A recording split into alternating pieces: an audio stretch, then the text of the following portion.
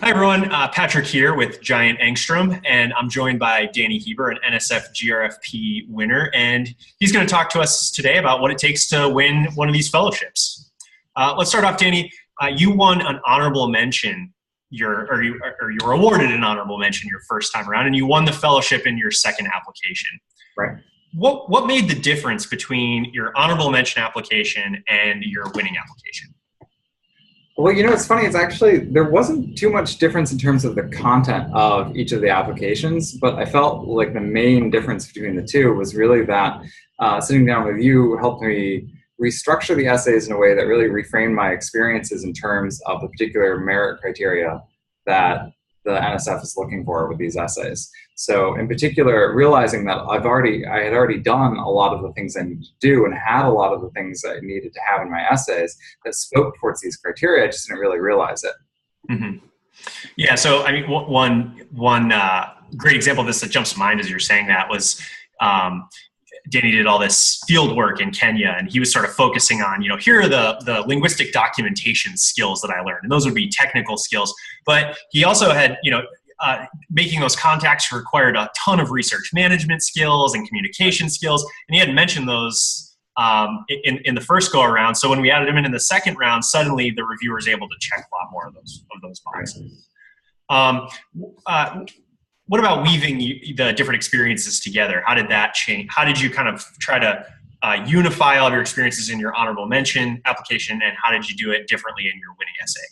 Well, I feel kind of one of the most important things that you helped me do with that second essay was to kind of create a cohesive narrative, right? Like I said, I already had a lot of the experiences there, but I remember sitting there thinking a lot of the times, like, oh, when you'd mentioned something to me, I said, oh, I thought I'd already said that, and then realized, no, actually, I could have made that more explicit. Mm-hmm. So just like bringing out, highlighting, and reframing a lot of that narrative in terms of merit criteria and broader impacts, and just realizing, like, I kind of had a lot of what I needed, but I need to flesh that out into a cohesive narrative. Yeah, getting the story in there. I remember reading through yours, you got a paragraph, and I was in Kenya, and I did this. And then your next paragraph was, I was in Louisiana working with the Chitimacha. And so it was like, well, how did you get from Kenya to Louisiana? How do those two things connect together? Right. And so, that was what we worked to do, get that story, make those pieces of a cohesive story that you're trying to tell, and that would grab your reviewers. What part of the process did you find most helpful?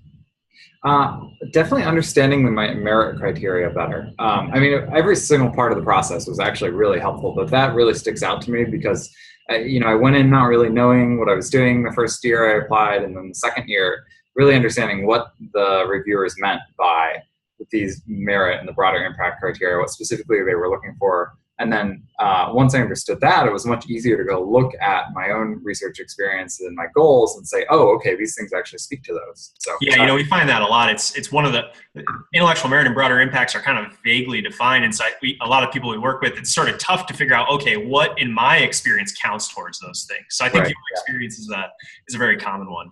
Cool.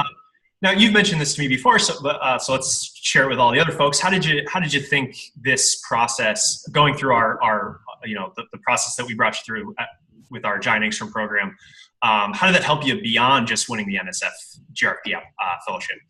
Well, it was a lot of fun for starters, and I actually loved the process because I feel like it was something that I should have been doing anyway, like sitting down and thinking carefully through the broader impacts of my research, what kind of goals I had for my, my PhD program, the next 5-10 years, like how do I hope to advance knowledge in my field, right?